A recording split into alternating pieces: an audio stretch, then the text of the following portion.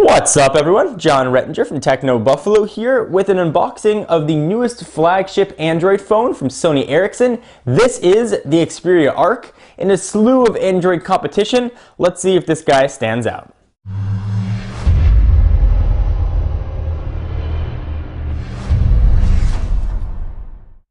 So this is only available as an unlocked unit in the US. Thank you to the folks at clove.co.uk for sending us a model for review. If you want to check them out, link's going to be down below. On the front of the box, we have a picture of the device. This was one of the highlights of CES 2011. The thinness of this guy was really impressive. But that was back a few months ago, and there have been a lot of phones announced since. So let's see if this is still one of the creams of the Android crop. So XMOR for mobile, HDMI, QuickTime, Wi-Fi, DLNA, and some stuff about what the phone can do, but we'll talk about all that. Let's go ahead and dig in. I'm excited to see what this guy looks like. Go ahead and pull off the box. Go ahead and pull it out here. This will have support for US 3G network on AT&T. Phone is extremely thin. You can see where it gets its arc name from. Obviously, it's got a bit of an arc to it.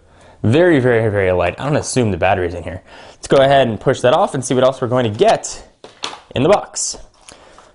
So, warranty information, important information, my first hour, all that stuff that you're probably not going to read, but there it is. Here is the battery. It was not in there. It is a 1500 milliamp hour cell. You can see that right there. Push it off to the side. Let's see what else we're going to get. Looks like Sony Ericsson was nice enough to include a mini HDMI to HDMI cord. Very nice. You expect a bit of premium accessories when you buy an unlocked device. You're paying a premium for the phone. You'd expect accessories like this to be included, so it's always nice when they oblige. You're going to have a pair of headphones. You've got those jelly rubber tips on them, and there's a microphone, and there's that Sony Ericsson silica stuff so it doesn't go bad. And you're going to have a microphone with the volume controls on it, and a button on the back for sending and ending your calls. We've got a wall charger. If you are in the US, you're probably not going to want to use this one, but it's just HDMI, so anything will work. And then there is the, looks like a right angle mini HDMI cord and a screen protector. Kind of neat. Okay, so enough of the accessories, blah, blah, blah. Let's go ahead and take a look at the phone. Most importantly, because this is where all the action happens. So I'm going to go ahead, pop in the battery, and while it's booting up, I'll run you through the specs. Alright, so the back comes off very easily. Just flip your fingernail under there and pull off. A little bit of a plastic comes out. You're going to have an 8 GB micro SD card installed. Let's go ahead, take the battery, pop it in, and let's do a power and boot up. And I'll walk you through and show you what you can expect with your Sony Ericsson Xperia Arc. So the power button, I'm assuming, is going to be living somewhere on here. There it is, in the upper left-hand corner. Alright, so this will boot up, and I will run you through the specs of this guy, because there is actually quite a bit here. So it has a bit of an odd screen size. Most phones we're seeing are 4 inches or 4.3 inches. This guy is actually 4.2 inches diagonal, with a pretty high resolution of 480 by 854. It's got support for Sony Mobile Bravia engine in it. It's not support, it's got it in there. Supposedly you're going to get much, much, much better graphics. You're going to get very sharp images, pictures, text, everything is going to look quite nice. From what I remember from CES, the images and video on here really did look very good. It is running Android 2.3 Gingerbread with Sony Ericsson's Timescape UI on it. It has on its hump an 8 megapixel camera, which of course will autofocus, and LED flash. It also has a smile detector, so if you're grumpy, it's not going to take a picture of you. It will record video in 720p, however, at 30 frames per second. And we're looking right here at the Timescape UI home screen. It's the same UI we saw with the Xperia Play, being powered by a 1 GHz Scorpion processor, and that is a single core, but this guy should be relatively quick. We've got 3 buttons here across the bottom. This is what Sony Ericsson is doing with their Android phones now. We don't have a search button, but you do have sort of standard looking Android buttons at least. You've got your back, your home, and your menu button. A little bit of an odd order. What we don't have, however, is a front-facing camera, so you're not going to be seeing any of that here. On the left, a 3.5mm headset jack. You can follow that slim and slender body. It's like a supermodel. Alright, cheesy joke.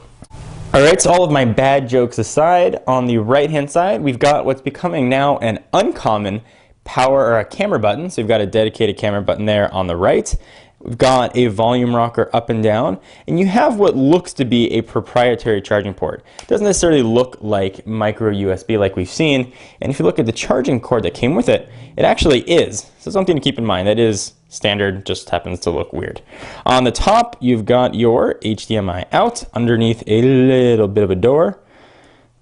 There we go. Get that door pulled back. There, you can see it. Haha. And you've got your power and lock button. So let's take a real quick look at the Timescape UI, and of course we'll walk through all this when we do our full Techno Buffalo style review. So let's unlock it, at least in theory unlock it, and ask us to set up where we are. Well, we are not there. We are in the US. Hit next. Please insert SIM card and restart your phone. Well, I don't have a SIM card in there, so maybe I'm probably agreeing to have my location tracked and people always know where I am. Here we go. Okay, so we've got some Timescapey goodness. Let's go ahead and jump into settings. Let's make sure that this is indeed running Gingerbread. So one of the things that I don't get, at least with Sony Ericsson's Gingerbread Timescape devices, one of the best things, at least for me, about Gingerbread is when you hit the menu button, you get a task manager and you can see what's running. When you hit the menu button here, you don't get that. All you get are wallpapers and settings. I find that a little bit on the annoying side. All right, so you get that little bit of a white color that shows up at the bottom. Let's go ahead and check out About Phone, Android version 2.3.2. So we are indeed running some Jaybread. Let's go ahead and look at some images. So maybe let's go to wallpapers to see what stuff looks like on here. Let's go to Sony Ericsson wallpapers, see if they put any pictures in here. So the screen does look nice. I mean, it looks relatively high resolution. It's hard to tell just kind of on a first blush test, but there's a lot to see here. If you go ahead and do that little pinch to zoom action, it actually pulls in all the widgets. You can see what you got there. It's called an overview mode. Kind of neat. We'll go ahead and exit out of this. Move around, you can see all your home screens. If you don't like it, nice thing about Android is you can customize it any way that you choose. So this is a really, really, really thin phone. Let me show you how thin it actually is. Let's bring in the Samsung Droid Charge, a 4.3-inch phone. Very similar form factors. Let's go ahead and stack these guys. And you're just like, bam, skinny sister, fat sister.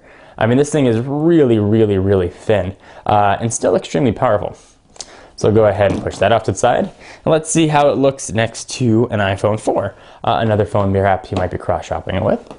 Let's go ahead and do a little stack job again. Boom. See how thin it is. It's like a smartphone sandwich. Nom, nom, nom. You can definitely see how thin the Xperia Arc is. So I'll be doing a full review and overview of this guy and showing you some of the features, telling you what I like and don't like about it, and all the rest of that business. Anything in particular that you want to see, be sure to leave them in the comments down below. I am John Rettinger from Techno Buffalo, and I'll see you in the next video.